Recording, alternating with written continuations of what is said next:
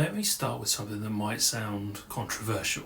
If you existed right now, a break probably won't fix it. Not because breaks are bad, but because most people aren't tired for the reason they think. And until you understand why you're tired, rest will only offer temporary relief.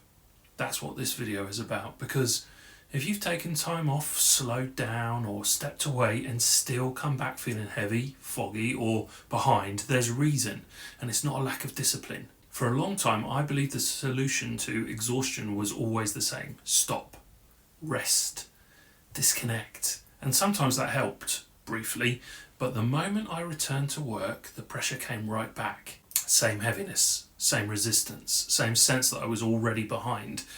That's when I realised something important. I wasn't tired from working. I was tired from carrying too much. Here's the distinction most people will miss. There's a difference between fatigue and load. Fatigue comes from effort. Load comes from unresolved pressure. And rest treats fatigue, but it does almost nothing for load. When people say they're burnt out, they often imagine their energy is depleted. But what's usually depleted is their capacity to hold things together. Too many open loops, too many decisions deferred, too much urgency without resolution. That's not tiredness, that's overload. This is why breaks don't always work. You stop working, but your nervous system doesn't stand down because it still believes there's too much unresolved for it to relax. So even at rest, your brain keeps scanning, and scanning is exhausting. This was a turning point in my own journey. I kept taking breaks and feeling guilty that they didn't help. I'd think, why am I still tired? I rested. And the answer was uncomfortable. I hadn't reset the conditions I was working under. I'd only paused the output. This is where the momentum reset method begins. Not with doing less, but with changing what your system is being asked to hold. Let's talk about what a reset actually is. A reset isn't time off. A reset is when your nervous system receives clear signals that things are handled, pressure has been reduced, uncertainty has been contained. When that happens, energy starts to return, not explosively, but steadily. Your brain is incredibly efficient, but it's not designed to juggle ambiguity indefinitely. When tasks are unclear, unfinished, or emotionally loaded, your brain keeps them active. That activity uses energy, even when you're not working. This is why people say, I rested, but I still feel heavy.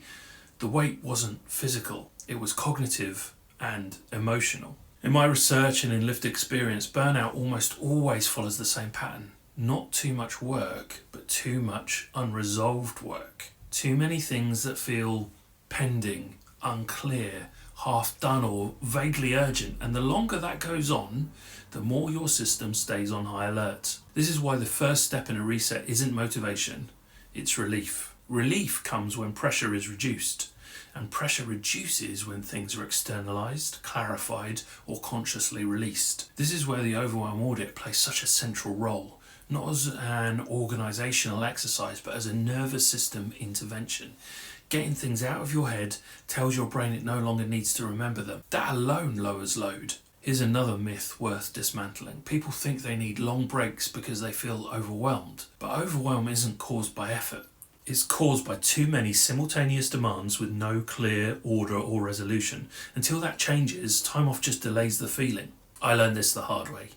I'd step away, feel slightly better, then return to the same conditions. Same pressure, same urgency, same mental noise. So of course the exhaustion returned. Nothing fundamental had changed. A reset changes those fundamentals. It reduces cognitive load, it lowers emotional pressure, it creates safety to engage again. That's why it works when rest alone doesn't. Let's talk about safety for a moment. Your brain will not engage deeply when it perceives threat. Threat doesn't have to be dramatic. It can be fear of getting it wrong, pressure to catch up, expectations you can't meet, a sense that nothing is ever finished.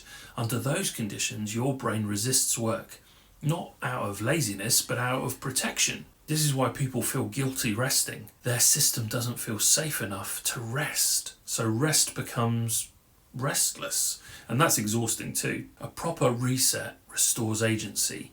It gives your brain a sense that I know what's happening next.